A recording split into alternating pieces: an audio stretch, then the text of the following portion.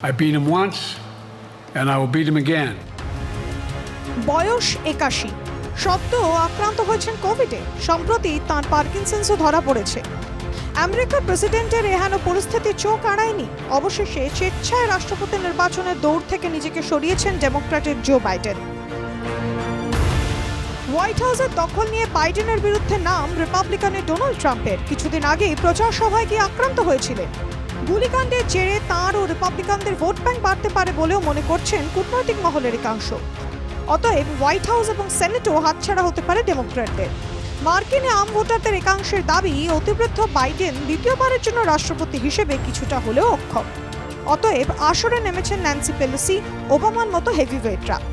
বাইডেনের প্রস্তাবকে সমর্থন করে ন্যান্সি লিখেছেন, রাষ্ট্রপতি জো বাইডেন এমন একজন মানুষ যার কাছে দেশ আগে। তাঁর দূরদৃষ্টি ও নেতৃত্বদানের ক্ষমতা আমেরিকার রাষ্ট্রপতির ইতিহাসে নজিরবিহীন।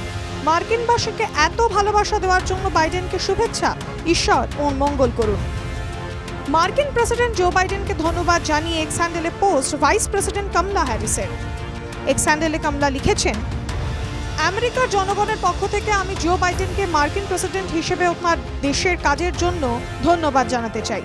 প্রেসিডেন্ট নির্বাচনে আমার নাম প্রস্তাবের জন্য আমি সম্মানিত ও প্রার্থী হিসেবে নমিনেশন অর্জন করা ও জয়ী হওয়াই আমার উদ্দেশ্য।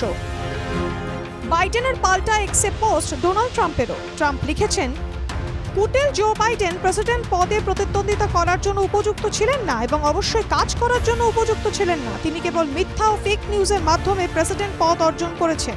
তাঁর ডাক্তার ও মিডিয়া সহ আশেপাশের সকলেই জানতেন তিনি প্রেসিডেন্ট হওয়ার যোগ্য নন। কিন্তু ভারতীয় বংশোদ্ভূত হ্যারিসের জন্য কতটা সহজ হবে এই পদ?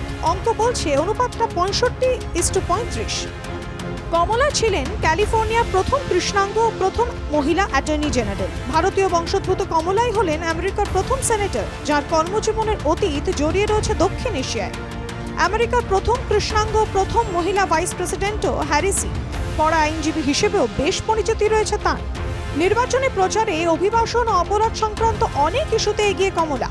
তার রাজনৈতিক ও প্রশাসনিক দক্ষতা নজর কাড়া। সবচেয়ে বড় কথা, বাইডেন নিজে তার নাম প্রস্তাব করেছেন। এ তো গেল 65% কথা, আর বাকি 35% অঙ্কটা কি? কূটনৈতিক মহল বলছে হ্যারিসের সঙ্গে ডেমোক্র্যাটদের অন্দরে আরও নাম রয়েছে।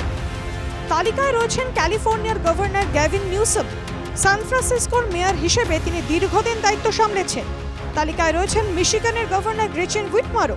ডেমোক্র্যাট নেত্রী হিসেবে তিনি তাঁর এলাকার সুপ্রসিদ্ধ। মিশিগানে কৃষ্ণাঙ্গ আরব আমেরিকান জনজাতির ভোট পেয়েছিলেন বাইডেন, সেও গ্রেচেনেরই দৌলতে। রয়েছেন পেনসিলভানিয়ার গভর্নর জোশ স্যাপিরাও। দুবার প্রদেশের অ্যাটর্নি জেনারেল ছিলেন জোশ। ক্যাথলিক গুরুদের শিশুদের উপর যৌন অত্যাচারের বিরুদ্ধে কড়া অবস্থান নেন স্যাপিরো।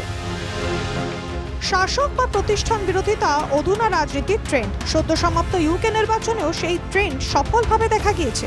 অতএব সেই অঙ্কে বিতর্কিত ট্রাম্প হ্যারিসের থেকে দৌড়ে অনেক গুণ এগিয়ে। কমলার নাম যদি চূড়ান্ত হয়, তবুও কি হোয়াইট হাউসে দৌড়ে ট্রাম্পকে টেক্কা দেবেন তিনি? Bureau report, NKTV Bangla.